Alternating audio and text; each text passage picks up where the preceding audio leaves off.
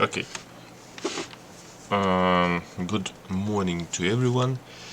Всем доброе утро. Hi to all. Всем привет. So I decided to make another video that I do in the series of episodes talks about philosophers, Разговоры о философах.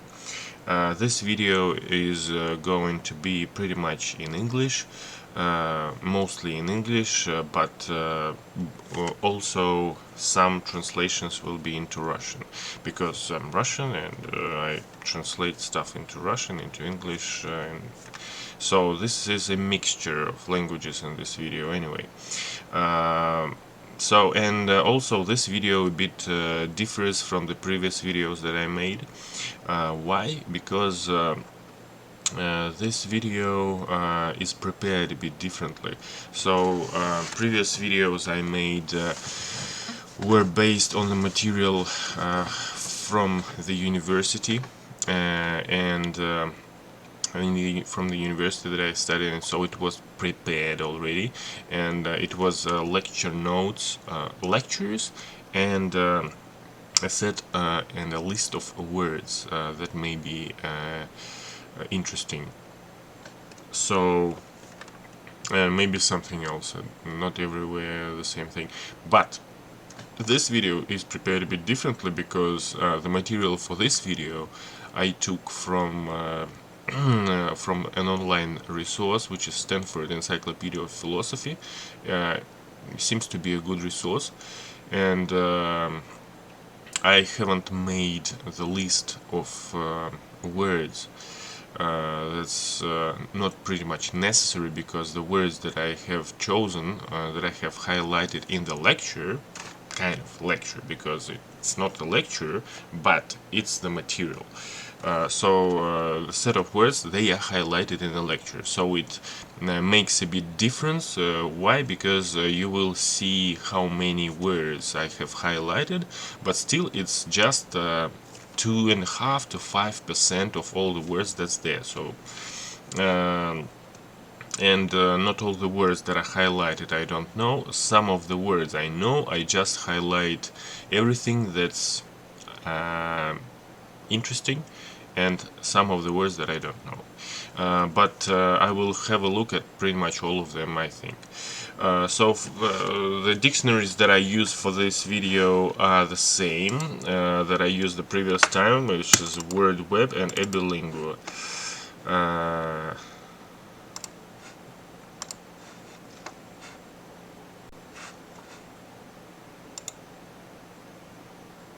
Okay, так, English introduction.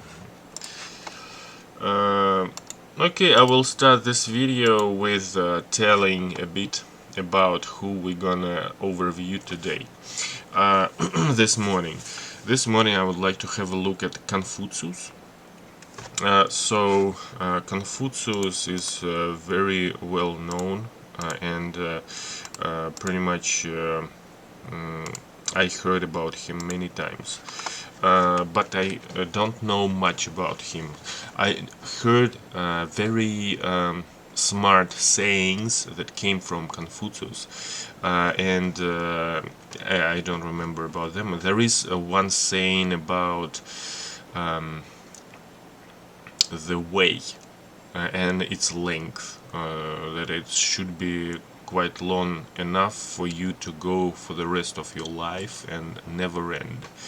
But I'm not sure whether it's said by Confucius or someone else, because I know it's a Chinese saying, but I'm not too sure who said it. So, but anyways, Confucius is very important in the world of philosophy and for Chinese people, and I think it can be interesting to overview in the frame of the episodes of series that I'm making, talks about philosophers and Разговоры о философах.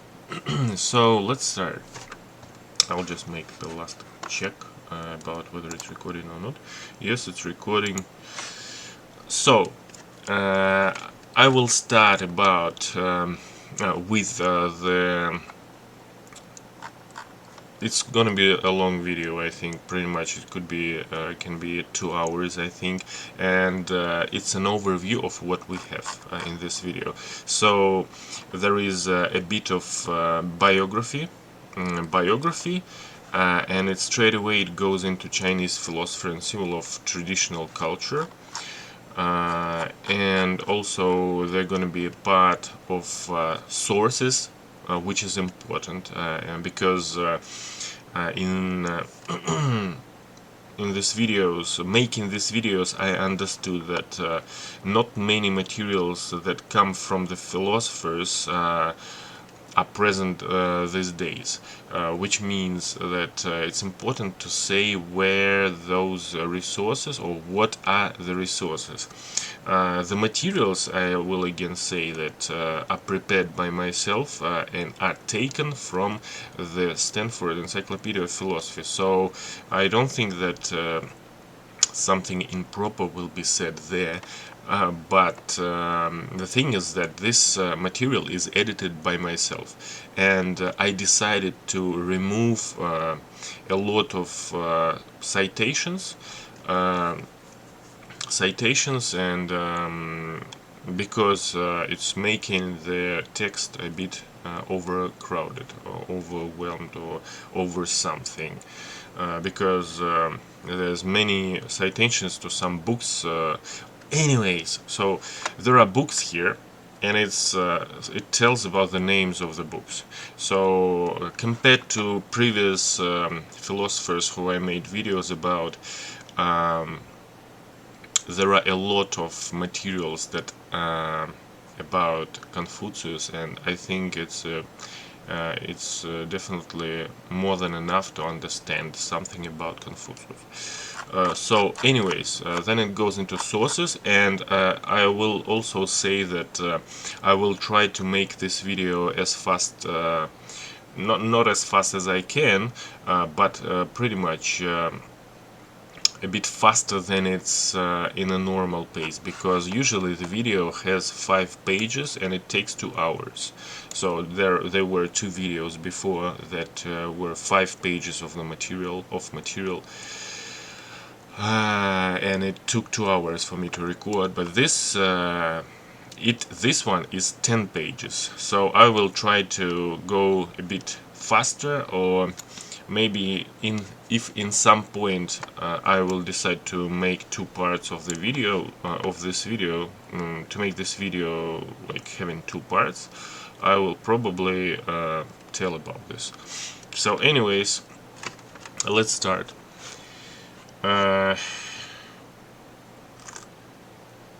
Confucius. At different times in Chinese history, Confucius has been portrayed as a teacher, advisor, editor, philosopher, reformer, and prophet. Even prophet, such a high position in the socium, right? Prophet. Interesting. So it also starts with telling his date of birth, which is 479th year before Christ. So, which is quite earlier. It's 100 years, or at least 50 years, I think, somewhere about 30 to 50, maybe even 100 years earlier than some other philosophers that I have overviewed. I don't remember whom, but it's probably Socrates, Aristotle, Platon, some of them from the Hellenic period or Hellenistic period, which are 2 different. I'm not gonna say too much about previous one. Let's have a look at this one. So he has been portrayed as those ones, and the name Confucius is a Latinized combination of the surname Kong with an honorific suffix master. Has also come to be used as a global metonym for different aspects of traditional East Asian society. So you have noticed already that the words are highlighted, and these words I will have a look at the majority of them, not pretty much all, but I have already checked this word, the metonym. I have an understanding what it means, and what it means is that pretty much something that has a property, something probably has some kind of property. For instance, a plastic card. A plastic card, a credit card, is made of plastic. For instance, someone who uses plastic card or credit card to pay for something uses it. So he uses it and makes a payment, and someone else who looks at it quite possibly may ask, "Oh, are you paying with plastic?" So he is not saying with a credit card, or are you using your credit card to make a payment. He may say, you are using plastic to make a payment, which means that this is a metonym. He is using a property of an object to name the object itself, and probably someone else will understand what he means. I have checked the explanation for this word, and there's way more than I have just told you about that, but it's a good example of that. So pretty much Confucius has become a metonym for something else, which means Confucius is a name of a philosopher, is used to say about the philosopher. So you're a Confucius, you are a Confucius, yeah, like a Confucius or something. Anyway, for different aspects of traditional East Asian society, so has also come to be used as a global metonym for different aspects of traditional East Asian society. East Asian. Okay. This association of Confucius with many of the foundational concepts and cultural practices in East Asia. Okay, so they name the foundational concepts and cultural practices in East Asia Confucius. So this is a Confucius. That's probably the way to make it, is to do it like a Confucius. You may just name it as a Confucius. Okay. And his casting as a progenitor of Eastern thought in early modern Europe make him arguably the most significant thinker in East Asian history.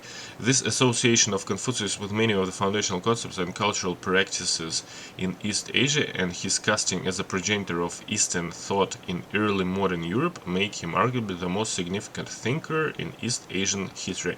So they didn't say that he's a philosopher, so they say that he's a thinker. But let's have a look what progenitor means. Прародитель, основатель рода, предок. Okay. Ancestor, progenitor. Okay. Yet, while early sources preserve biographical details about Master Kong, early sources preserve. Okay. Dialogues and stories about him in early texts, like the Analects, reflect a diversity of representations and strands also. Diversity of representations and strands. Okay, of which were later differentially selected and woven together by interpreters intent on appropriating or condemning particular associated views and traditions. Okay. So we'll have a look at it again. The translator dictionary works a bit slowly. I'm not too sure why. Woven, it's probably means derived from the word wave, made or constructed by interlacing threads or strips of material or other elements into a whole, interlaced by or as if by weaving. Okay, from the word weave. Okay. Блять. Wait a second, sorry about that.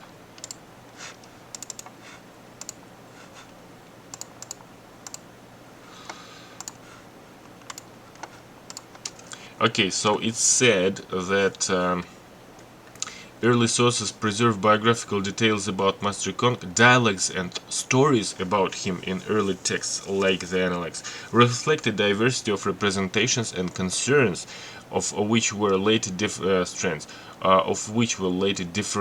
Okay, and those things were later differentially selected and woven together, interlaced, by interpreters intent on appropriating or condemning particular associated views and traditions. So later, some sources about Confucius were taken together,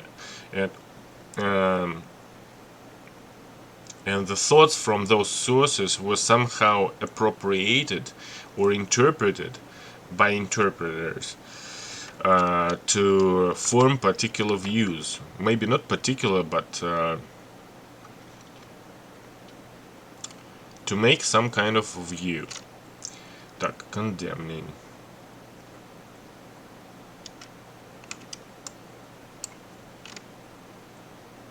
Okay, I will need to highlight it first. Okay, just a second.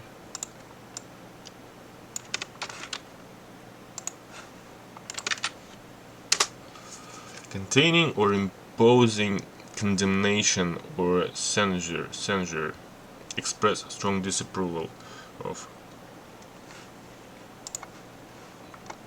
on appropriating or condemning particular associated views and traditions. I just need to make one thing. In a second I will come back. Okay, particular associated views and traditions. This means that the philosophy of Confucius is historically underdetermined, and it is possible to trace multiple sets of coherent doctrines back to the early period. Coherent doctrines.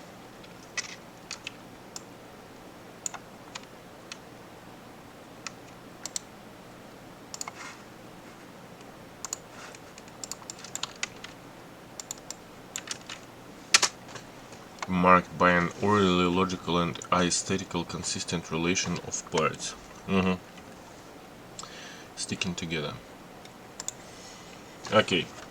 It's possible to trace multiple sets of coherent doctrines back to the early period, each grounded in different sets of classical sources and schools of interpretation linked to his name.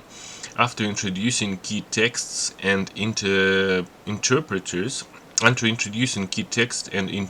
then this entry explores three principal interconnected areas of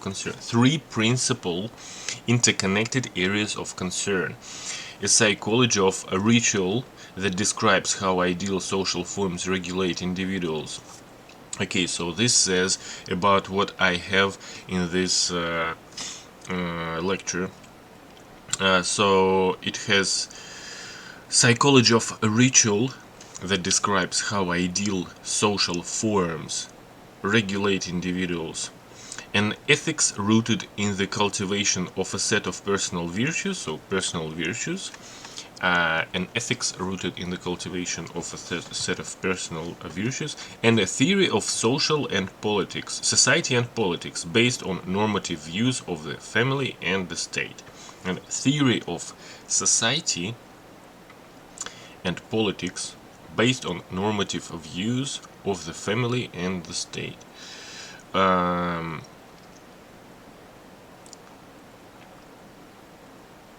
Yeah, but the thing is that this last part about the family and the state is probably gonna be in the second part of this video. So if you would like to have a look at the particularly at the family and the state overviewed by Confucius, you'd probably have to look at the second part of this video, or maybe not the second part of this video, but another video about Confucius, because I will probably name it Family and the State and all of those things, because it's another big chunk of material into this video, so I decided to make it into another one. But what does it tell further? Each of these areas has unique features that were developed by later thinkers, some of whom have been identified as Confucians, his followers, even though that term is not well defined.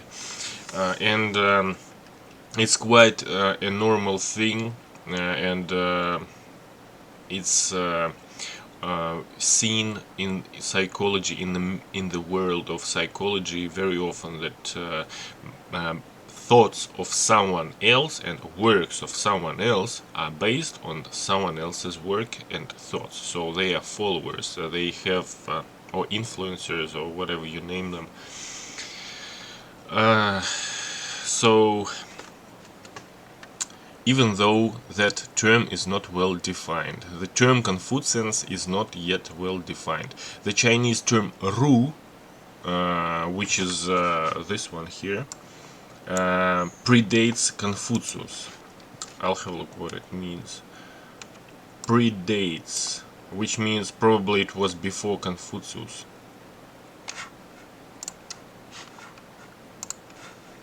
Predate, to be early in time. Be early in time, yeah, go back further. Come before. Okay, so the Chinese term Ru predates Confucius, and connoted specialists in ritual and music, and later experts in classical studies, and connoted specialists in ritual and connoted. I'm not sure why, but it doesn't select the words. It's interesting.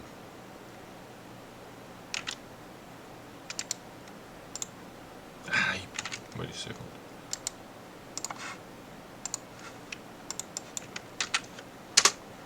Express or state indirectly, involve or as a necessary condition of consequence, as in logic. Okay, it predates Confucius and connoted specialists in ritual and music, and later experts in classical studies. So Ru is routinely translated into English as Confucian. Yet Confucian is also sometimes used in English to refer to the sage kings. Yet Confucian is also sometimes used in English to refer to the sage kings. Шалфей, мудрец, мудрый, sage, мудрый, kings of antiquity, who were credited with key cultural innovations by the Ru, to sacrificial practices at temples dedicated to Confucius and related figures, and to traditional features of East Asian social organization like the bureaucracy or meritocracy. Yeah, I'll have a look at it again. So those ones who are sage kings were credited with the name Confucian for their sageness, probably, I'm not sure. Yet Confucian is also sometimes used in English to refer to the sage kings. So sage kings, at least in English, are called Confucians. Of antiquity, sage kings of antiquity, who were credited with key cultural innovations by the Ru. Well, I'm not sure what means this thing here by the Ru, but I understand that those sage kings were credited with key cultural innovations. So they made some kind of cultural innovation. Key cultural innovation. In sacrificial practices at temples. Sacrificial, то есть это жертвовать. Sacrifice, то есть получается жертвовать.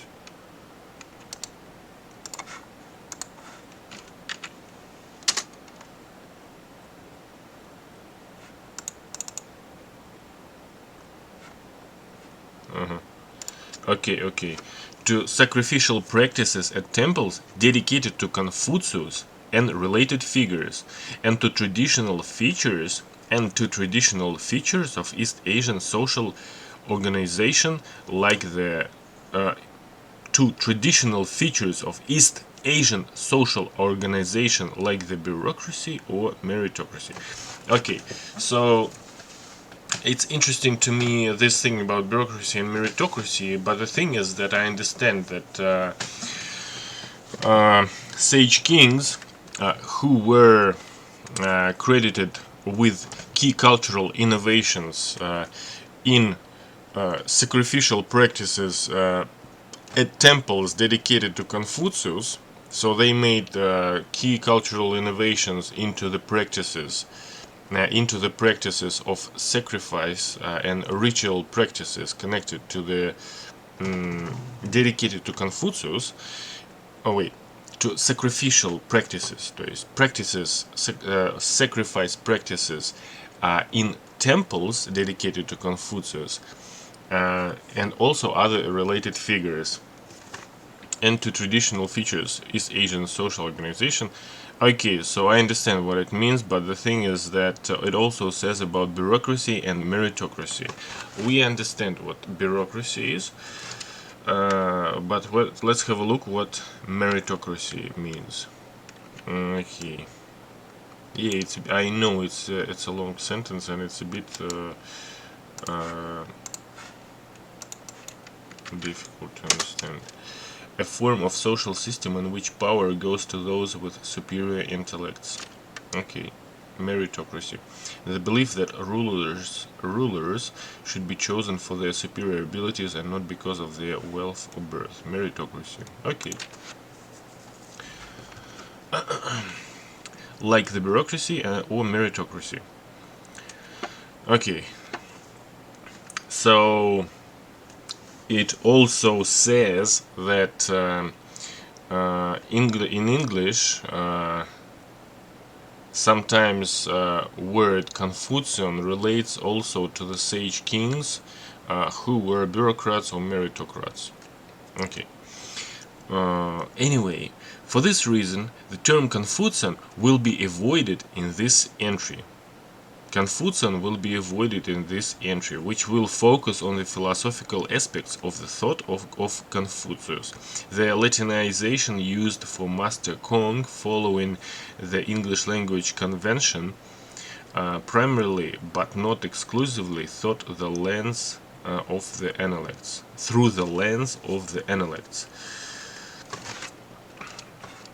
Let's have a look. I know it's a long intro to the video. Large formal assembly, something regarded as a normative example.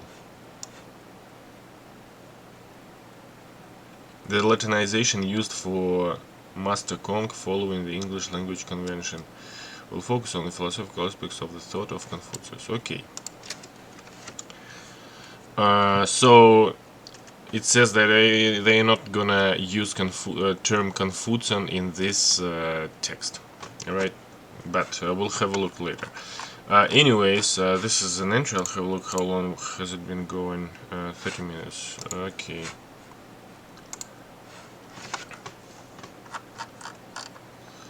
Confucius as Chinese philosopher and symbol of traditional culture. Confucius as Chinese philosopher, not thinker but philosopher, and symbol of traditional culture. Okay, because of the wide range of texts and traditions identified with him, choices about which version of Confucius is authoritative have changed over time. So this is a question of a source again. There will be a part in this video about the sources, but still have a look at what it tells, that there is some type of authority in sources of information about something or someone. So about which version of Confucius is authoritative have changed over time.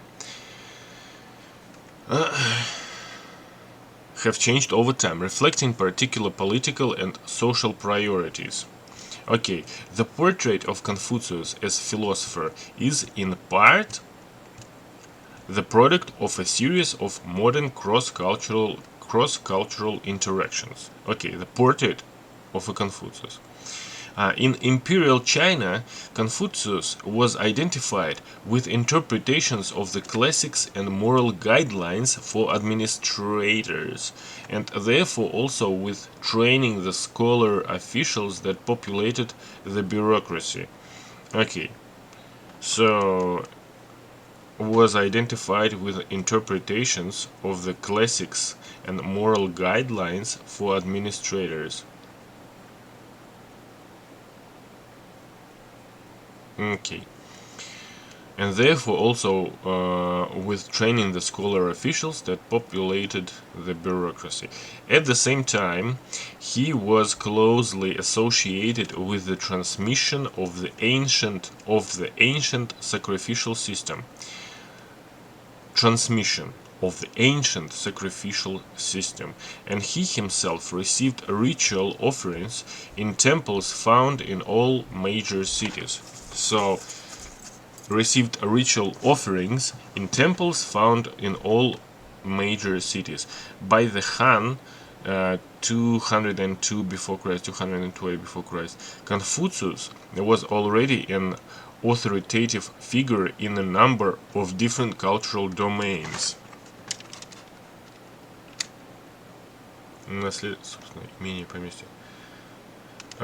Of different cultural domains. Confucius was already an authoritative figure in a number of different cultural domains, and the early commentaries show that reading text associated with him about history, ritual, and proper behavior was important to rulers.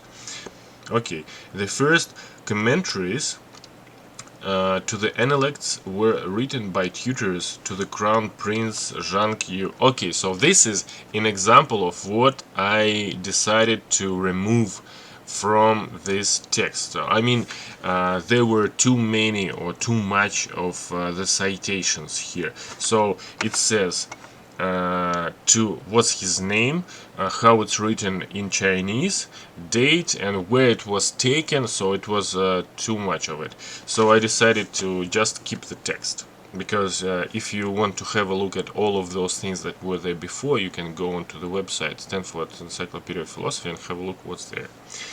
So the first commentaries to the Analects. Analects is a text based on pretty much, I'm not sure, maybe different sources. The first commentaries.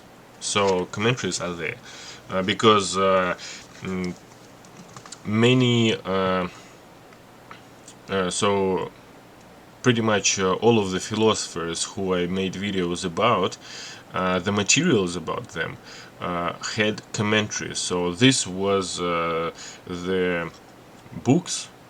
I'm not sure what that is. Maybe this is books that were written at the same at the times of the philosopher, telling what an author thinks about the teachings of this philosopher. Maybe, I'm not sure about that, but anyways, there are whole books of commentaries about someone. So the first commentaries to the Analects were written by tutors to the Crown Prince Zhang Yu, 5th December before Christ. So fifth was it age or year? Decade? I'm not sure. To the Crown Prince, and select experts in the 5 classics Wu Jing were given scholastic positions in the government. Scholastic positions in the government. So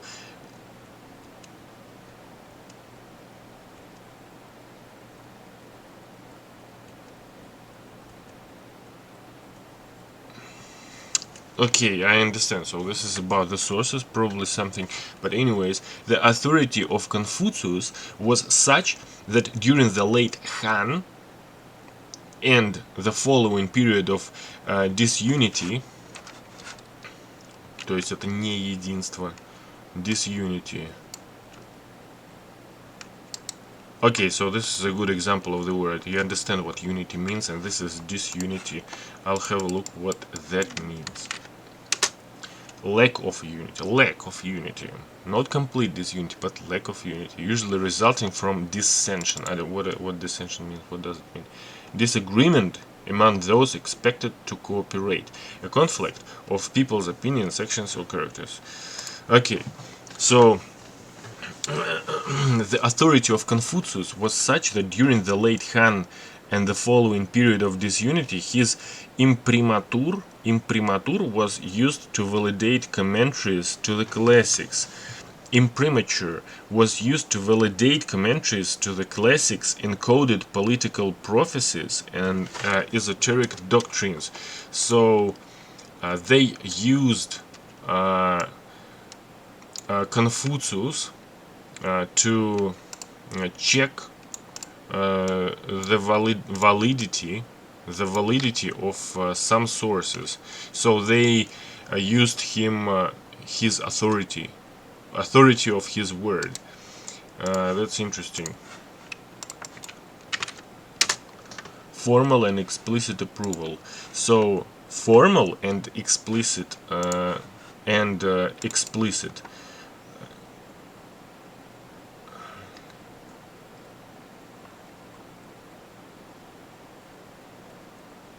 Okay, so period of disunity, his imprimatur was used to validate commentaries to the classics, encoded political prophecies, and esoteric doctrines. Okay, so that's interesting. By the Song period 960-1279, the post-Buddhist revival known as Neo-Confucianism anchored readings of the dialogues of Confucius to a dualism between cosmic pattern. Okay. Okay, so by the Song period, period 960-1279, it's already after death, AD. The post-Buddhist revival known as Neo-Confucianism,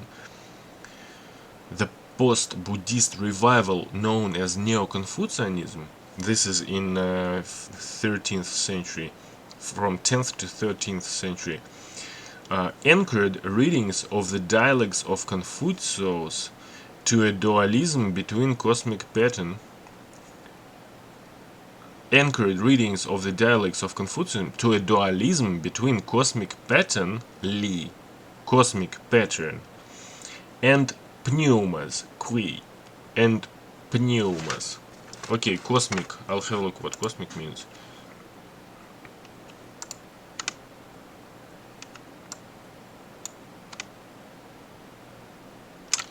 Okay, it doesn't show it. That's interesting. I'm not sure why.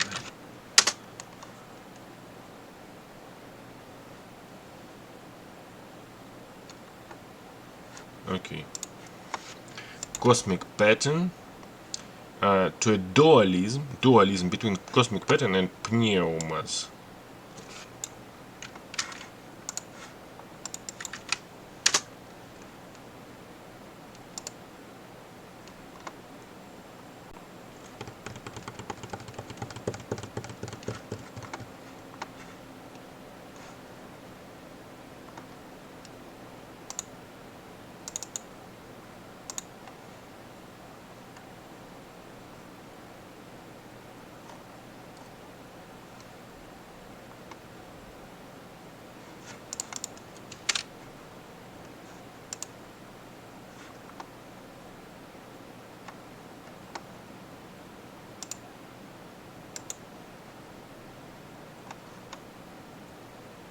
Okay, I'm not sure what that means.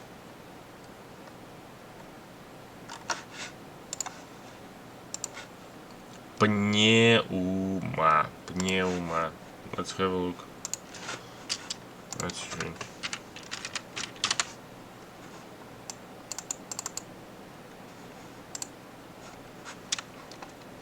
Pneuma. The vital spirit, soul, or creative force of a person. Okay. Pneuma. vital spirit, okay, soul, and okay, cosmic pattern. Confucius taught dualism between cosmic pattern and soul and creative power.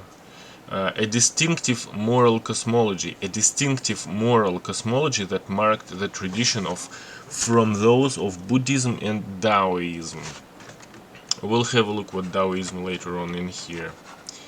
Taoism, the Neo-Confucian interpretation of the Analects, the source, by Zhi Xi, 11th, 12th and 13th century, integrated the study of the Analects into a curriculum based on the 4 books that became widely influential in China, Korea, and Japan. The pre-modern Confucius was closely associated. The pre-modern Confucius was closely, and this probably means that it's not himself, not Confucius himself, but those who are his followers, because it's said that it became a metonym for those ones.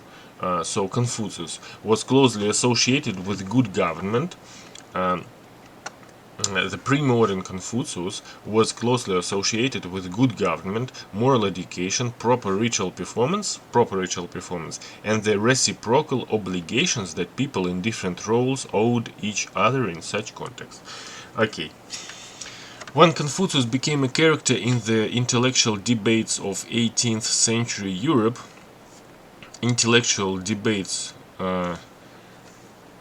of 18th century Europe, he became identified as China's first philosopher. So he became first philosopher. Actually, China has such a long history that I'm not sure that Confucius was the first thinker or philosopher, because it was 500 years before Christ, and China has way longer history than that. Jesuit missionaries in China sent back accounts of ancient China that portrayed Confucius as inspired by natural theology to pursue the good, which they considered a marked contrast with the idolatries, идолопоклонство. Contrast with the idolatries of Buddhism and Taoism, which they considered a marked contrast with the idolatries of Buddhism and Taoism. Okay, as inspired by natural theology to pursue the good.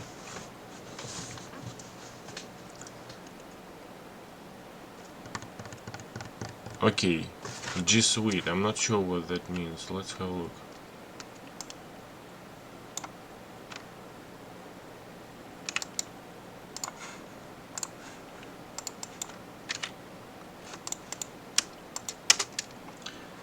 Jesuit, having qualities, characteristics of Jesuits or Jesuitism.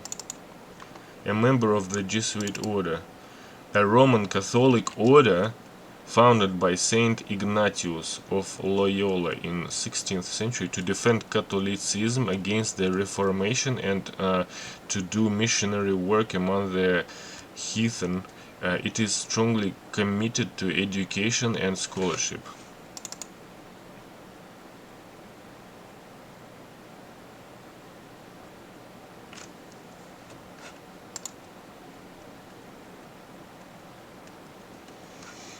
A Roman Catholic order founded by Saint Ignatius of Loyola in 16th century. Okay.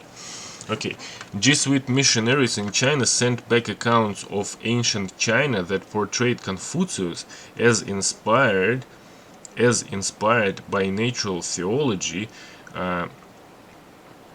Confucius was inspired by natural theology to pursue the good, which they considered a marked contrast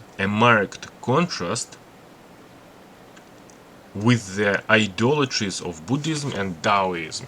Okay, so this is a good example. I have gone through the sentence. I've read the sentence, which is three lines long, so 3 lines long.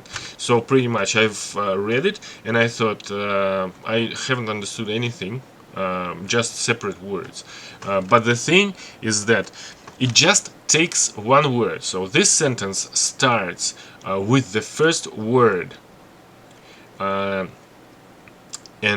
you don't know the word. I mean, I didn't know the word, and it just takes to check one word, and you straight away understand what it means. So a good thing when I speak to someone, if I don't know the word they said, I usually ask them about what does it mean, what did you mean, or what's something, or what was that, if you didn't hear it. So it's a good thing to re-ask or ask what that means. So I've just checked this word and I straight away understood that those missionaries in the 16th century, they went to China and they sent, or they, when they came back, they told that in China in the 16th century, Confucius is very kind of popular, and he is well interested in natural theology. He pursues good, and this is what, and they consider it to be in contrast, which means that it varies a lot from the idolatries of Buddhism and Taoism. So they contrasted the Jesuits contrasted Confucius with the Buddhism and Taoism, because they didn't like something about Buddhism and Taoism, which is idolatries, idolopоклонство. So let's have a look what Taoism means.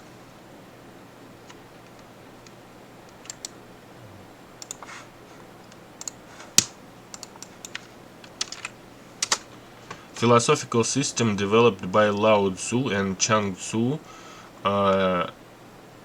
advocated a simple, honest life, and no non-interference with the course of natural events.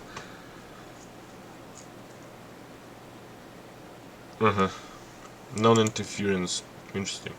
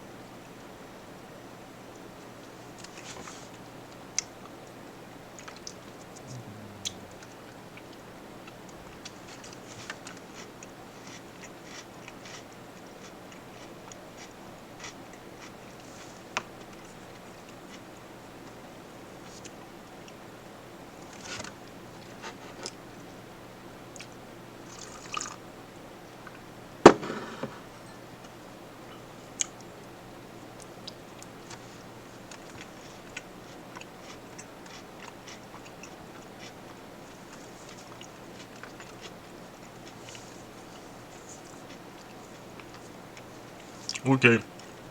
Further on in the text, it says about 2 writers who praised Confucius and celebrated his moral philosophy for the independence from the dogmatic influence of the church. And actually, it's interesting because still there is authority. I mean that they said that for the dogmatic influence of the church, for its independence from the dogmatic influence of the church. So what does it mean? Dogmatic. Относящийся к доктрине. Okay, so содержащий доктрину. So dogmatic meaning related to the order of the church. So dogmatic influence of the church. So in the church they usually believe for instance, in our church that we have, like Orthodox Orthodox Church. I mean, Christian Orthodox Church. I mean, I'm not gonna explain what kind of view I have, but I'm gonna say what that means here. So it says that dogmatic influence of the church, and Confucius' philosophy, moral philosophy, is independent from it. I'm not sure what kind of place Confucius himself takes in the moral philosophy, because I have clear correlation between dogmatic between the dogmas of church, between the dogmas that are in church, and Confucius place in his universe, kind of like, yes. So I mean that it's said that people related to went to Confucius to use him as an authority to the resource, as an authority to make some kind of actions, which is validating commentaries. It was said before, validating commentaries, doing some kind of other type of work. So they needed his approval, which is this one here, imprimatur. So they needed his imprimatur to make some kind of certain actions, which means that he had authority, авторитет. And I think that авторитет and authority is some kind of a word that may be related to Jesus Christ, for instance, in our Christian Orthodox Church. I think that if a person does something, he will probably need some kind of confirmation from Jesus Christ to do. That's why people sometimes go to church and, okay, I need God's confirmation, and they pray, they wait for the signs from God to make something. It's very related. It's pretty much the same thing, but maybe this why some people said that Confucius was overviewed as a prophet. So I'm not sure why those people, why those writers said that Confucius is independent from the dogmatic influence of the church. Maybe they meant that Confucius was quite distant from the church that they had in the place where they came from, because Confucius is not Orthodox Christian Orthodox Christian. He's not Christian Orthodox. He is some kind of other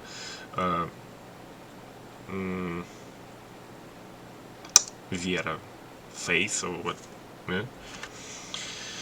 So this is what I thought about it. It's interesting, but for anyways, if someone is interested in having a look at those two authors, they are highlighted in those different colors. But anyways, it's on the internet.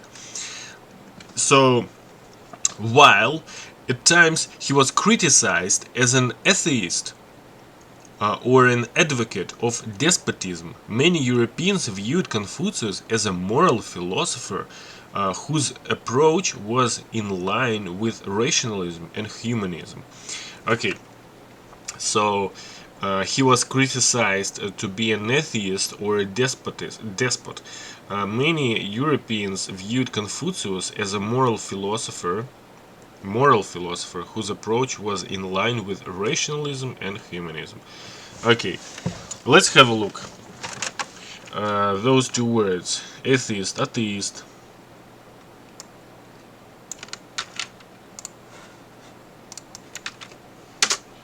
Related to or characterized by or given to atheism.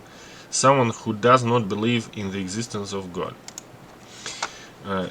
Let's have a look what despotism means. My computer is a bit slow this morning. It doesn't happen all the time. I'm not sure why. It has some certain processes that it runs on a schedule. That's why sometimes it may be a bit more busy. It has this certain life, right? When sometimes you sit in front of it and you're like, whoa, everything's so fast, that's really nice.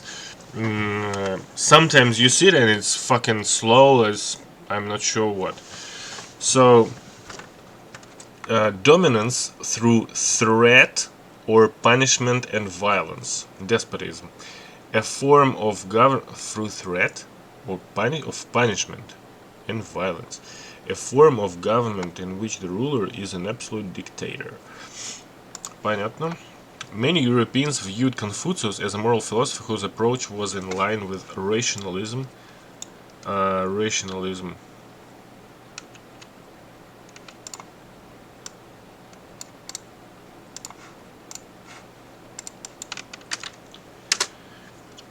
In philosophy, rationalism is the doctrine that knowledge is acquired by reason without resort to experience.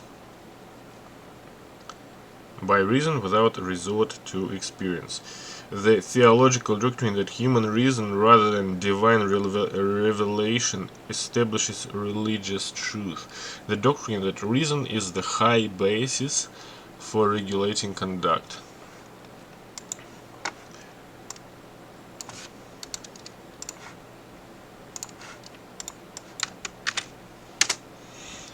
Emphasizing a person's capacity for self-realization through reason, rejects religion and the supernatural. The doctrine that people's duty is to promote human welfare. A movement of the Renaissance based on classical studies.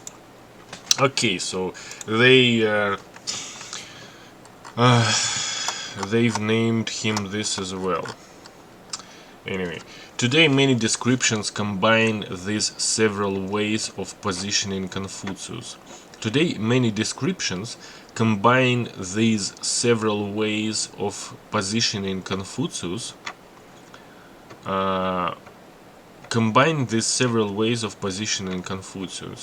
Many descriptions, but the modern interpretation of his views has been complicated by a tendency to look back on him as an emblem of the traditional culture of China. Okay, so this makes a problem, right?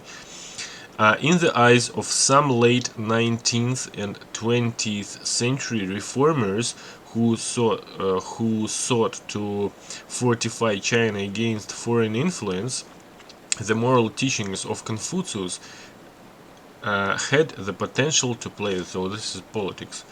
In the eyes of some late 19th and 20th century reformers who sought to fortify China against foreign influence, the moral teachings of Confucius had the potential to play the same role that they perceived Christianity had done in the modernization of Europe and America, or serve as the basis of a more secular spiritual renewal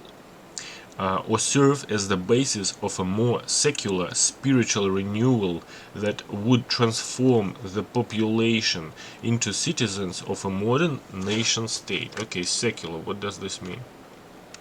Мирской, земной, мирянин. Spiritual renewal. Transform the population into citizens of a modern nation state. In the 20th century, the pursuit of modernization also led to the rejection of Confucius by some reformers in the May 4th and new culture movements, as well as by many in the Communist Party who identify the traditional hierarchies implicit. Блять.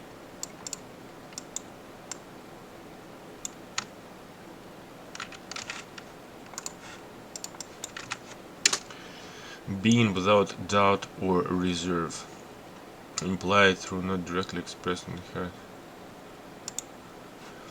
heart. Identify the traditional hierarchies implicit in his social and political philosophy, who identified the traditional hierarchies implicit in his social and political philosophy. So he had political philosophy as well, or maybe they viewed it as a political philosophy. In his social and political philosophy, with the social and economic inequalities that they sought to eliminate. In this, that they sought to eliminate inequalities. They saw some inequalities in his social and political philosophy, and that's why they were against him, kind of against, because they were reformers, and those reformers were from May 4th and New Culture and from Communist Party. And they saw economic inequalities and social inequalities in the studies or view or teachings of Confucius. In these modern debates, it is not just the status of Confucius in traditional China that made him such a potent symbol. Могущий. It's not just the status of Confucius in traditional China that made him such a potent symbol. His specific association with the curriculum of the system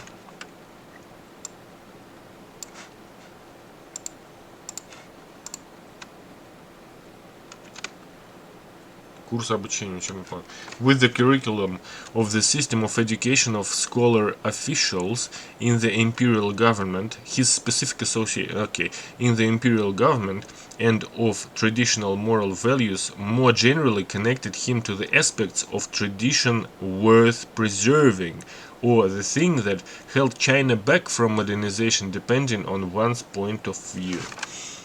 Okay, so however, compared to what previous reformers thought about him, about Confucius, they seen in his teachings, they saw something that is inequality, and they wanted to remove it. That's why they were against Confucius, probably. It doesn't say that they were, but they maybe it does actually, but it means that they saw something that they didn't want. But it also say that in modern debates, Confucius is someone, or Confucianism is something that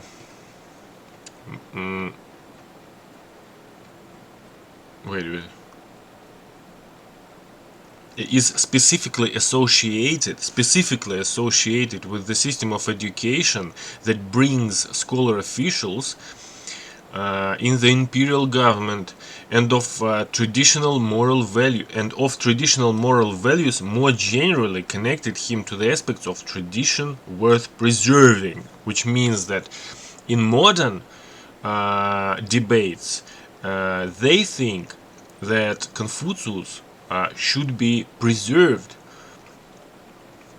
but at the same time, or maybe at the same time, Confucius is someone or something that holds China back from modernization. Okay, so because modernization doesn't always mean something good, because maybe China pretty much does well doing what they do now. They don't maybe need modernization in everything. As legacies of Confucius tied to traditional ritual roles, and the pre-modern social structure were criticized by modernizers. A view of Confucius as a moral philosopher, already common in European readings, gained ascendancy in East Asia. The American education historian Hu Shi wrote an early influential history of Chinese philosophy, beginning with Lao Tzu and Confucius, explicitly on the model of existing histories of Western philosophy. In it, Hu compared what he called the conservative aspect of the philosophy of Confucius to Socrates and Plato. Okay. In his studies, he compared what he called the conservative aspect of the philosophy of Confucius to Socrates and Plato. Conservative. Let's have a look. Консерватив. Ну, блядь, это я знаю. А вот это.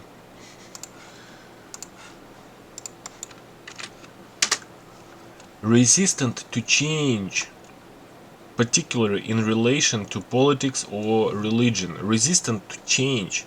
Having social or political views, favoring conservatism, avoiding excess, unimaginatively conventional.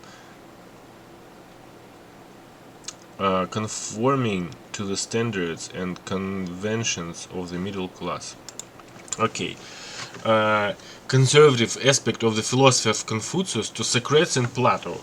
Since at least that time, Confucius has been central to most histories of Chinese philosophy.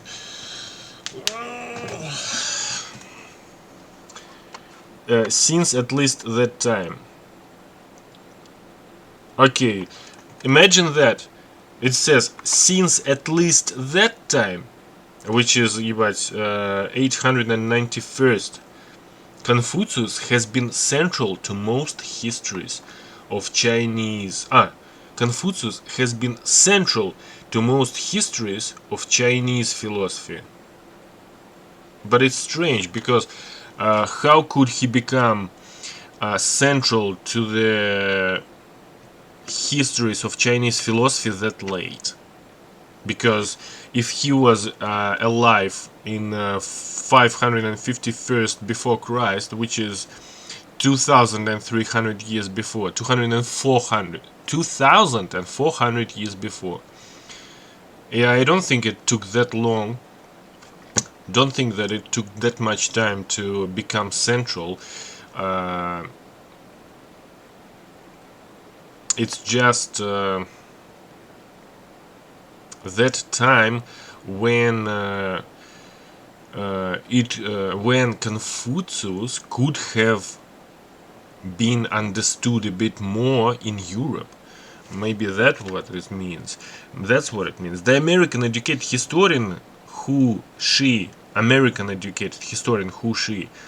in this time wrote an early influential history of Chinese philosophy, beginning with Lao Tzu and Confucius, explicitly on the model of existing histories, of Western philosophy. In it, he compared what he called the conservative aspect. Since at least that time, Confucius has been central to most histories of Chinese. Since at least that time, Confucius has been central to most histories of Chinese philosophy. Okay, so yeah. That's what it's what I said. He has become central to most histories of Chinese philosophy. Not Chinese philosophy there, but Chinese philosophy in Europe. So it's interesting that it took that much time for the Confucius teachings to spread in the world, further to Europe. I think it could have happened or had happened earlier. Maybe it's just this writing that maybe become popular at that time and people started speaking about Confucius or something. I don't know. But anyways, I just wanted to say that there are some parts in this lecture that I will probably go a bit faster or quicker because it's not edited everywhere. That's why sometimes it may show it may kind of have something that is that should be skipped. So the sources. I'm not sure whether I will go through this part or not, but it's already been said about the sources of Confucius. So I mean, I will quickly go through this part in a second. Okay, second past. So sources for Confucius's life and thought. I have already said that it's gonna be a lot about that, but I have condensed it a bit. I don't remember the word for that, another word for that, but yeah, it's a bit condensed. So biographical treatments of Confucius, beginning with the hereditary house of Confucius. Biographical treatments of beginning with the hereditary house of Confucius, which is a book probably by Kongzhi Shiya, a chapter of Sima Kuai's 145-86 BC. So it is one of the resources that was the sources that was about Confucius some 350 years after his life, after his death. Records of the grand historian were initially based on information from compilations of independently circulating dialects and prose accounts. Circulating dialects and prose accounts, tying particular elements of his philosophy to the life experiences.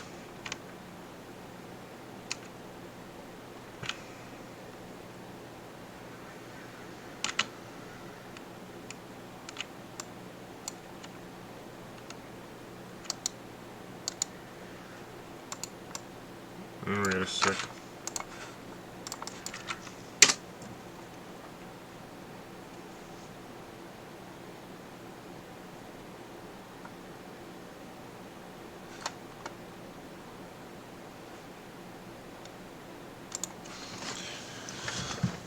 Prose account. Tying particular elements of his philosophy to the life experiences of Confucius is a risky and potentially circular exercise. Particular elements of his philosophy, I'm not sure whose, philosophy and potential circular exercise, since many of the details of his biography were first recorded in instructive anecdotes linked to the expression of didactic messages. Nevertheless, since Sima Kuai's time, the biography of Confucius has been intimately linked with the interpretation of his philosophy. And so this section begins with a brief treatment of traditional tropes. About his family background. Oh, okay. Official career and teaching of 72 disciples before turning to the dialogue and prose accounts upon which early biographers like Sima Kuai drew. Okay, so there are sources of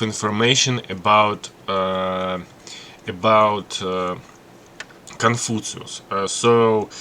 Pretty much to be compared with another. So if to compare it with other philosophers, some of them didn't even have a lot of the materials left after them. So some of them didn't even have anything left after what they had and after what they done. So some of the philosophers didn't even have any of the materials that they made during their life after their death. So those philosophers are described using commentary and other people's works about them. But here it doesn't that much said about the sources, but it's enough to understand that there are sources of Confucius or about Confucius, maybe of Confucius as well. I'm not sure about that, but anyways, it's gonna say about biography. So Confucius was born in the domain of Zhou in modern. It should have this part should have been the first one, because I usually go into the biography first, go a brief look at the biography, and then start reading about their teachings and works and doings and some other things. So Confucius was born in the domain of Zhou in modern Shandong province, since of the larger south of the larger kingdom of Lu. A date of 551st year before Christ is given for his birth, which places him in the period when the influence of the Zhou polity was declining. Форма правления. When the influence of the Zhou polity was declining and regional domains were becoming independent states. His father, who came from Lu, was descended from a noble clan that included in Sima Kuai's telling several people known for their modesty and ritual mastery. And ritual mastery. His father died when Confucius was a small child, leaving the family poor but with some social status, and as a young man, Confucius became known for expertise in the classical ritual and ceremonial forms of the Zhou. In adulthood, Confucius traveled to Lu and began a career as an official in the employ of aristocratic families. Okay. Nothing is said about his mother, but probably on the internet there's heaps about his biography and all of those things. So further on, something about sources. Different sources identify Confucius as having held a large number of different offices in Lu. So he worked as official. And he had offices in Lu. Some entries identify him as director of corrections, Siko, and say he was charged with assisting the ruler with the ritual surroundings, a visiting dignitary from the state of Kui.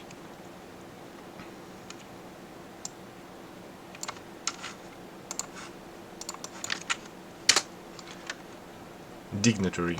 An important or influential person, someone of high rank or holder of an important office. So, assisting the ruler with the rituals surrounding a visiting dignitary from the state of Qi, respectively. Mensus, also I have some ideas on doing some works on Mensus, but I'm not too sure about that because I haven't found much about him. The Mensus, Mengzi, a text centered, Mensus is a text, a text centered on a figure generally regarded as the most important early developer of the thought of Confucius.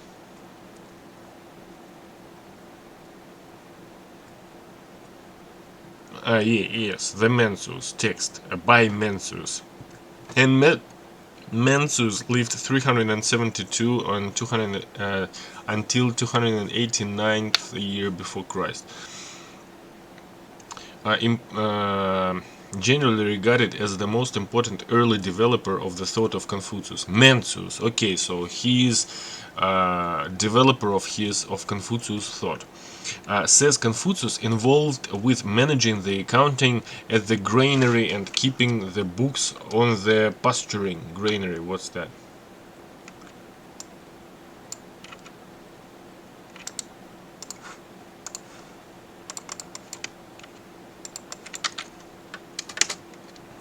A storehouse for threshed grain. Yeah. Granary.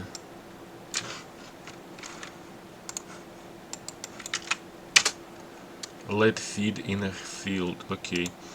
Of different animals. In the first biography, Sime mentions these offices, but then adds a second set of more powerful positions in lieu, including steward, zai, managing an estate in the district of Zhongdu, managing an estate in the district of Zhongdu, Minister of Works, Sikong, and even acting chancellor, Xiang. Late in life, Confucius left service and turned to teaching. Late in life, so he has been working multiple positions, from a pasturer or shepherd, up until the chancellor, acting chancellor. Interesting. Late in life, Confucius left service and turned to teaching. Altogether, some 3,000 students received some form of this training regimen. Looked at in a different way, the prodigious numbers of direct disciples and students of Confucius and the inconsistent accounts of the offices in which he served may also be due to a proliferation of texts associating with the increasingly authoritative figure of Confucius with divergent original or interpretive traditions during those intervening centuries. Okay, so I'll have a look what that means. Распространение, proliferation, divergent, разный, diverge, расходящийся, interpretive,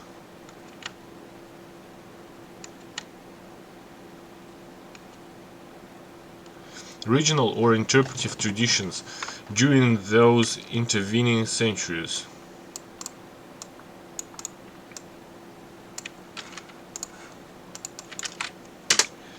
Occurring or falling between events or points in time during those intervening centuries.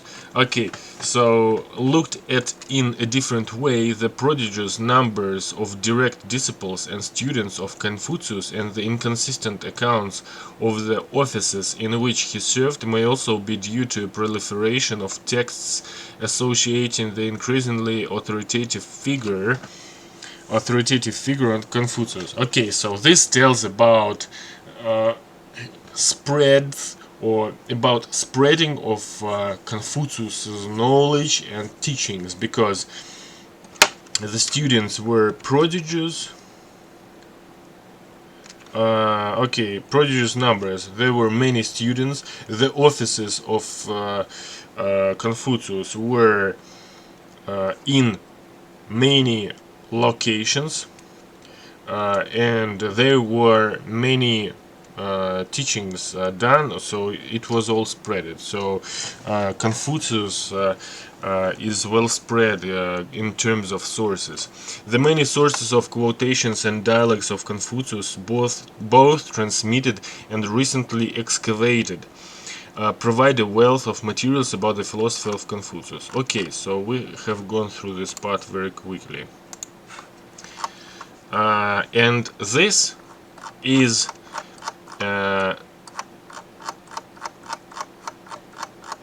two main parts: virtues and character formation. And this part, which is a ritual philosophy and social values. Let's have a look at this. Numerous collections of materials portray Confucius as being deeply concerned with the proper performance of ritual and music. In such works, the description of the attitudes and effect of the performer became the foundation of a ritual philosophy. The attitude and effect of the performer became the foundation of a ritual philosophy, in which proper performance was key to reforming desires and beginning to develop moral dispositions.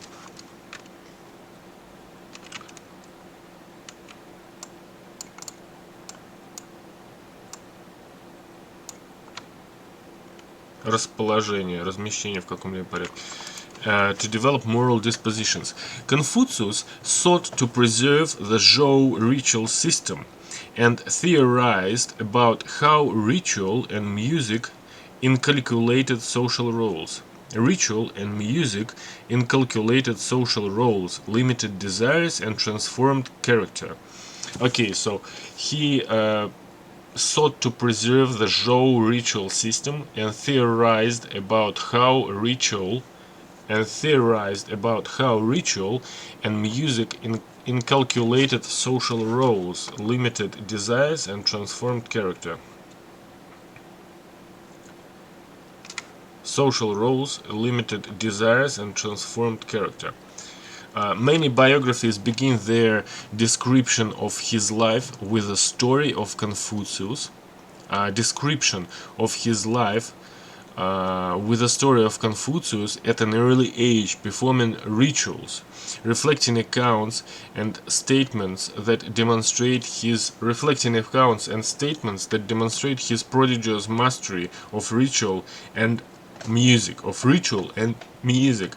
The archaeological record shows that one legacy of the Zhou period into which Confucius was born was a system of sumptuary regulations that encoded social status. The archaeological record shows that one legacy of the Zhou period into which Confucius was born, which is 551 years before Christ, was a system of sumptuary,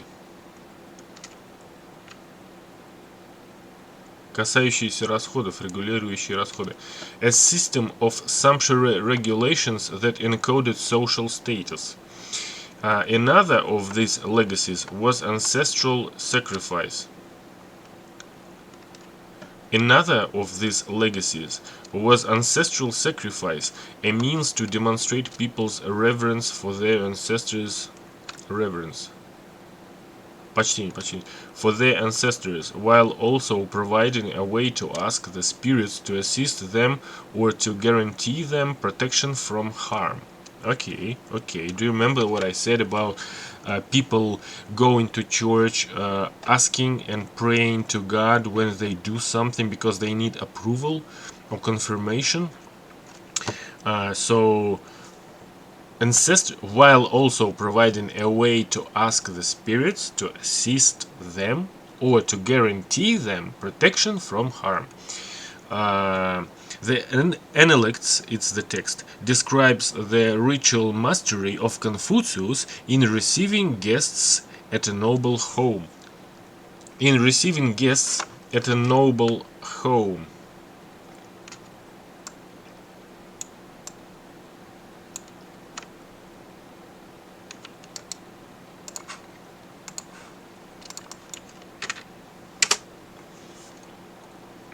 Impressive in appearance, inert, especially toward others, having or showing or indicative of high or elevated character.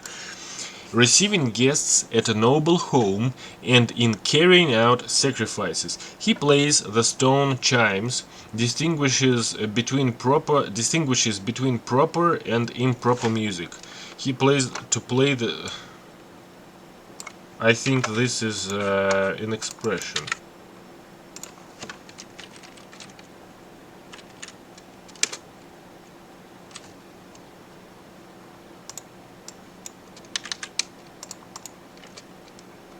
A percussion instrument consisting of a set of tuned bells that are struck with a hammer. He plays the stone chimes, distinguishes between proper and improper music. Where Confucius clearly innovated was in his rationale for performing the rites and music. Confucius clearly innovated was in his rationale for performing the rites and music. What's that?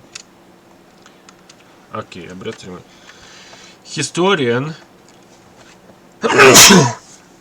Jan Bouquet has argued that the early Confucian tradition began from the office of the music master described in the ritual of Zhou. Okay, so if someone or a Confucian follower speaks about music, that's probably important to them. Jan's view is that since these officials were responsible for teaching the rites and music, it was their combined expertise that developed into the particular vocation that shaped the outlook of Confucius.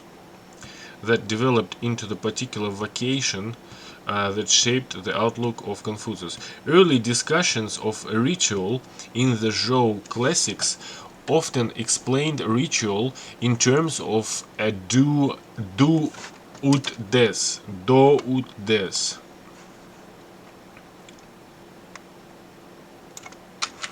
I'll have a look what that means.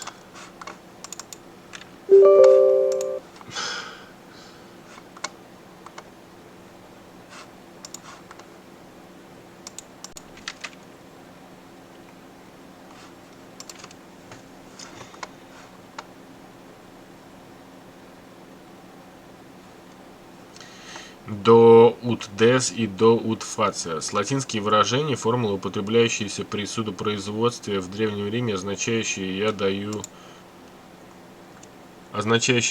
с тем, чтобы и ты дал, или чтобы ты для меня что-нибудь сделал». Условия относятся и к так называемым «do ut facias». Я даю для того, чтобы ты сделал. «Do facio ut des». Я делаю для того, чтобы ты дал. «Facio ut facias». Я делаю для того, чтобы ты сделал.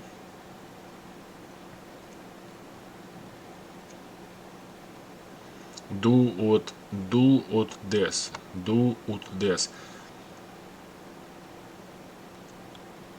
Я даю с тем, чтобы и ты дал, или чтобы ты для меня что-нибудь сделал. Понятно. Короче говоря, это вопрос преемственности. Do that's view. Okay, so early discussions of ritual in the Zhou classics often explained ritual in terms of a do ut des view of making offerings to receive benefits. By contrast, early discussions between Confucius and his disciples described benefits of a ritual performance that went beyond the propitiation of spirits. Just a second.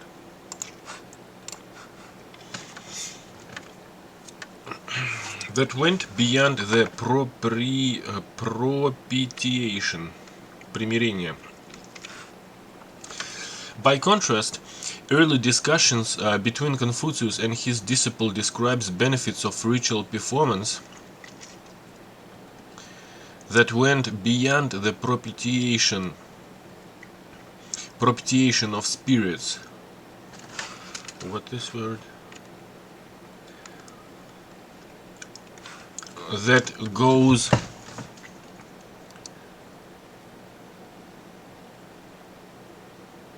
That went beyond the propitiation of spirits, rewards from the ancestors, or the maintenance of the social or cosmic order. Instead of emphasizing goods that were external to the performer, these works stressed the value of the associated interior psychological states of the practitioner. In Analects, and this is the piece that I usually remove. In Analects, Confucius condemns the performance of a ritual without reverence. То есть осуждает, да, получается? Или что? Express strong disapproval. Ну да. Осуждает the performance of ritual without reverence. Почти. He also condemns views of a ritual that focus only on the offerings. He also condemns views of ritual that focus only on the offerings, or views of music that focus only on the instruments. Passages from the records of ritual explain that Confucius would rather have an excess of reverence than an excess of ritual, and that reverence is the most important aspect of mourning rites. Reverence. Почтение. То есть почтение самая главная часть ритуала, да, то есть, грубо говоря, а не то, что ты делаешь или предлагаешь. Ну, понятное дело. This emphasis on the importance of an attitude of reverence became the salient distinction. Заметный, яркий. Became the salient distinction between performing ritual in a rote шум прибор. Attitude of reverence. This emphasis on the importance of an attitude of reverence became the salient distinction between performing ritual in a rote manner, and performing it in the proper effective state. Became the salient distinction. Яркое. Okay, the emphasis on the importance of an attitude of reverence became the salient distinction between performing ritual in a rote manner and performing it in the proper effective state. Okay, so a proper ritual differs from improper ritual by or in the attitude of reverence, or proper emphasis on attitude of reverence. Another passage from the records of ritual says the difference between how an ideal gentleman and a lesser person cares for a parent is that the gentleman is reverent when he does it. Почтительный, уважительный. In contexts concerning both ritual and filial piety,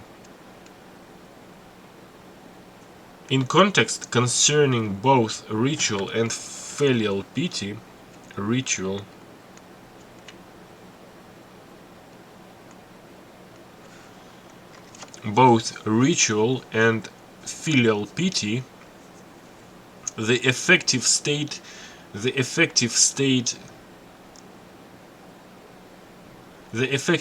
behind the action is arguably more important than the action's consequences.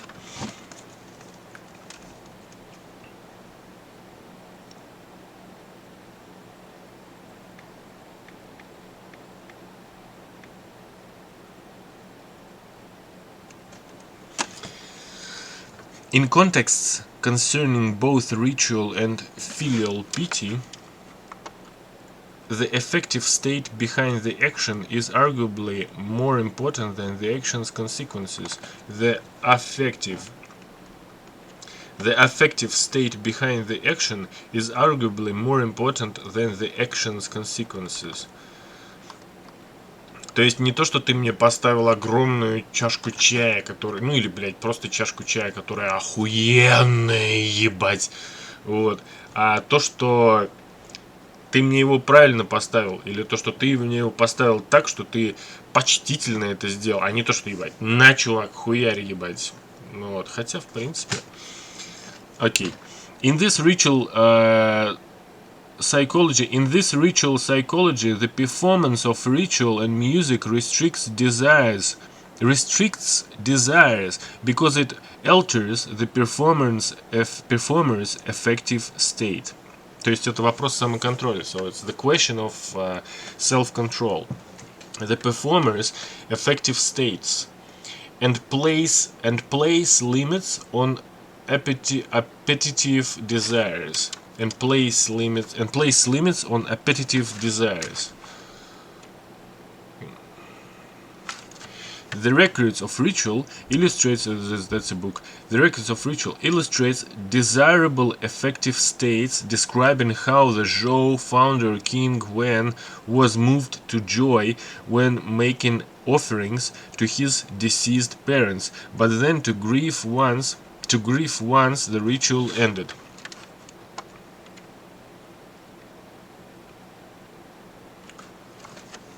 A collection associated with the 3rd century before Christ philosopher Xunzi contains a Confucius quotation that associates different parts of a ruler's day with particular emotions. Entering the ancestral temple to make offerings and maintain a connection to those who are no longer living leads the ruler to reflect on sorrow, while wearing a cap to hear legal cases leads him to reflect on worry. These are examples of the way that a ritual fosters the development of particular emotional responses. Ritual fosters the development of particular emotional responses, part of a sophisticated understanding of affective states and the ways that performance channels them in particular directions.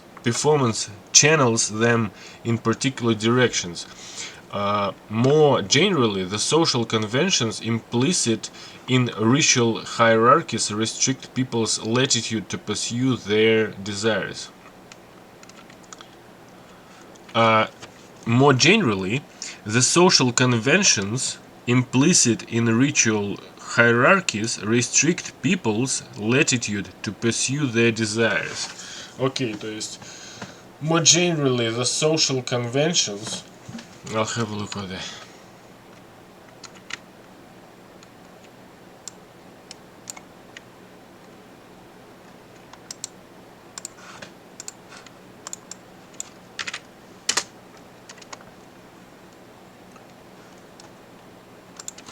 Okay, so more generally, the social conventions implicit in ritual hierarchies restrict people's latitude to pursue their desires. Okay, the way of the gentleman may be compared to an embankment dam, bolstering those areas where ordinary people are deficient. Okay, blocking the overflow of desires by adhering to these social norms,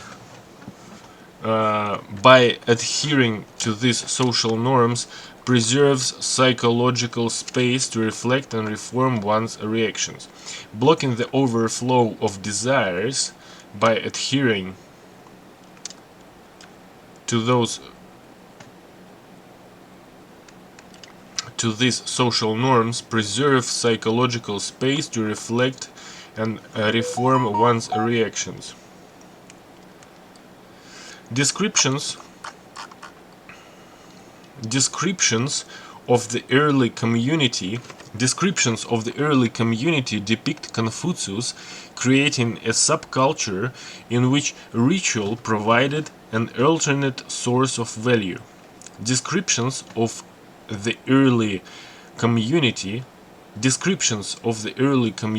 depict Confucius creating a subculture in which ritual provided an alternate source of value, effectively training his disciples to opt out of conventional modes of exchange. In the Analects, when Confucius says he would instruct any person who presented him with a bundle of dried meat, when Confucius says he would instruct any person in the Analects, when Confucius says he would instruct any person who presented him with a bundle of dried meat, he is highlighting how his standards of value derive from the sacrificial system. He is highlighting how his standards of value derive from the sacrificial system. SQN.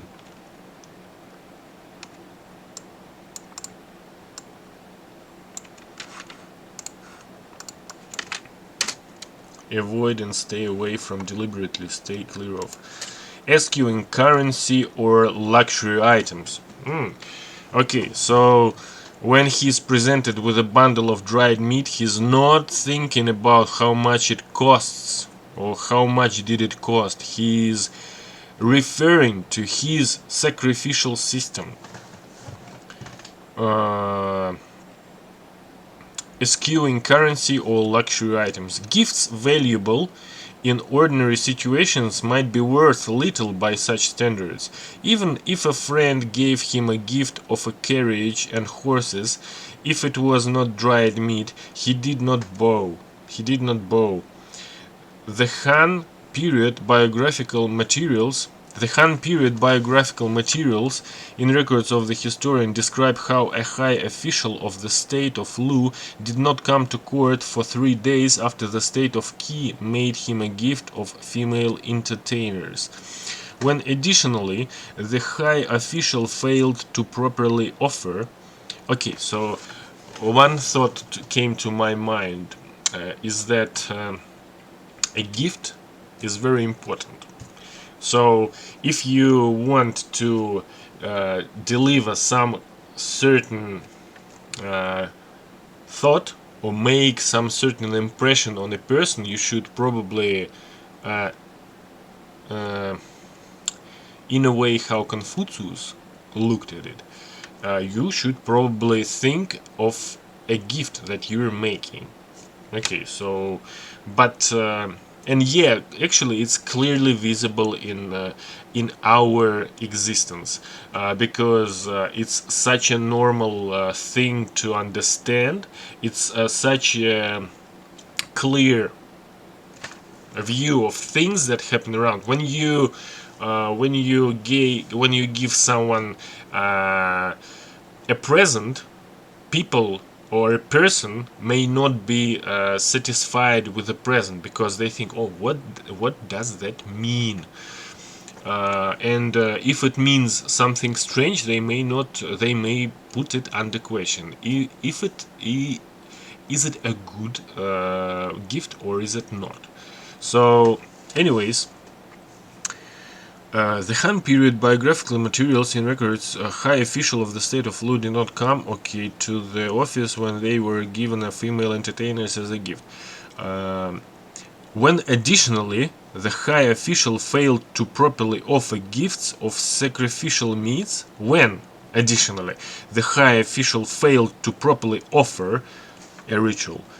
offer gifts of sacrificial meats, Confucius departed Lu for the state of Wei. Okay, so he decided to leave the place. Confucius repeatedly rejected conventional values of wealth and position. He had his certain view of value and wealth, values of wealth and position, choosing instead to rely on ritual standards of value. In some ways, these stories are similar to ones in the late warring states.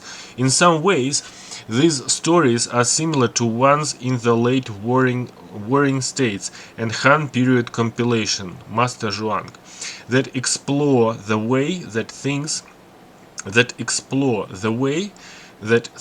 that are conventionally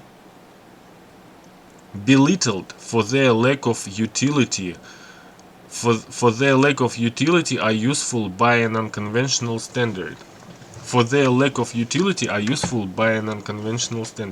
However, here the standard that gives such objects currency is ritual importance rather than longevity, divorcing Confucius from conventional materialistic or hedonistic pursuits. Okay. Divorcing Confucius from conventional materialistic or hedonistic pursuits. However, here the standard that gives such objects currency is ritual importance rather than longevity. Okay, so that explore the way that things that are conventionally belittled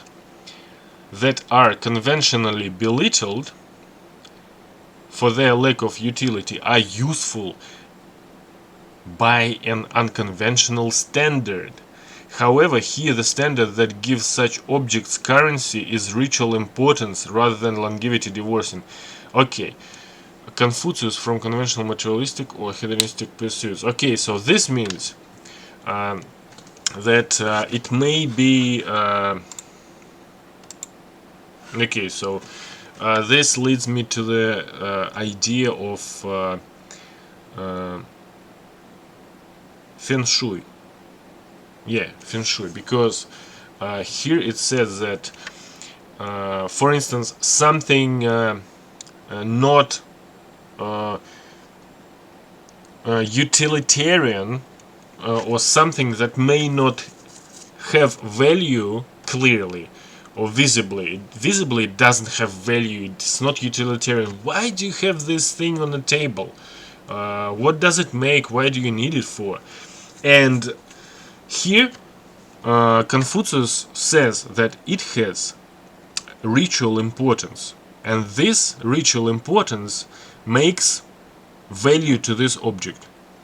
This object is very important in a ritual, because if the ritual is not properly made without a reverence, then this worsens the ritual, and if the ritual is bad, I'm gonna go away. So this is the second way that ritual allows one to direct more effort into character formation. Okay, once when speaking of cultivating benevolence, I'll have a look. Benevolence is one of the virtues that form character, and this is going to be in the next video, because I have decided to not kind of worsen the ritual, because I see that the video has been going pretty much already 2 hours. So 1 hour and 52 minutes. I usually do it for 2 hours. And there will be probably a second part of this video. So let's have a look first at what benevolence is. Benevolence is disposition to do good. То есть доброжелательность или что-нибудь, ну, фиг знает, расположение на хорошую добродетельность. An inclination to do kind of charitable acts. Okay, so once when speaking of cultivating benevolence, Confucius explained how ritual value was connected to the ideal way of the gentleman, which should always take precedence over the pursuit of conventional values. Precedence. Over the pursuit of conventional values. Wealth and high social status are what others covet.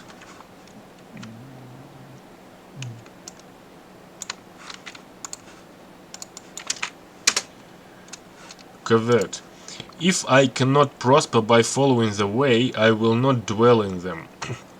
Poverty and low social status are what others shun.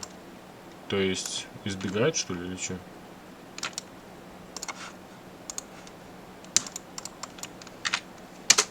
Avoid and stay away from deliberate and shun. If I cannot prosper by following the way, I will not avoid them. The argument that ritual performance has internal benefits underlies the ritual psychology. The argument that ritual performance has internal benefits underlies the ritual psychology laid out by Confucius. One that explains how performing a ritual and music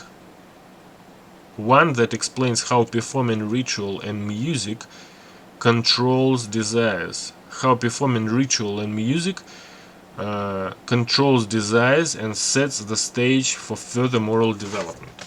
Okay. The argument that ritual performance has internal benefits underlies the ritual psychology laid out by Confucius. One that explains how performing a ritual and music controls desires and sets the stage for further moral development. Okay, so in this video we spoke about first Confucius, then Chinese philosophy and how it kind of something about the view of European writers onto the Chinese philosophy, how Confucius affects or what kind of place he takes in a traditional Chinese culture.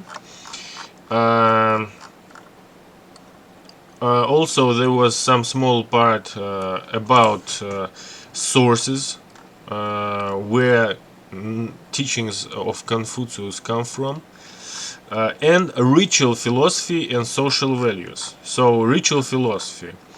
So this is in this video. The next video about Confucius will be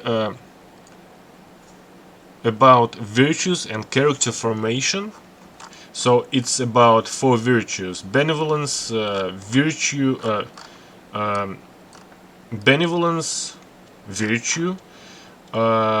righteousness, and wisdom, and trustworthiness. About 4 or 5 virtues, and yeah, so it's gonna be about 5 virtues.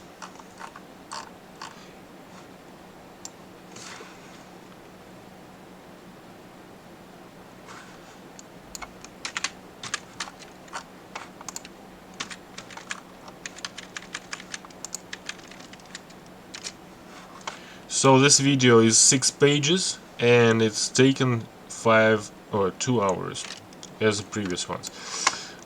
So the next video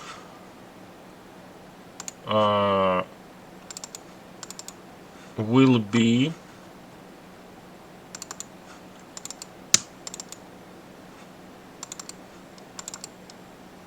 family and the state. It's gonna be interesting, I think.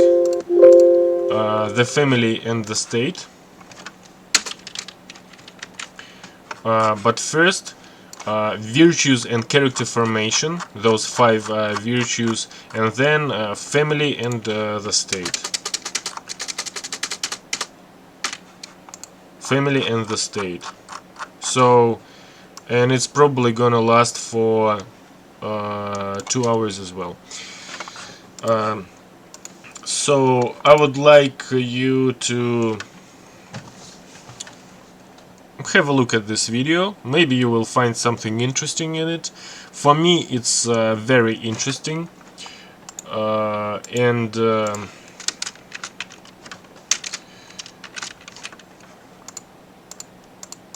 I hope you have found something interesting in it as well. So I would probably like you to leave a comment if you watched the video up till now, or just leave a comment anyways on any video that you watched on my channel.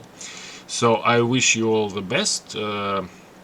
Всем добра, всего хорошего. I'll see you in the next video about Confucius, part number 2.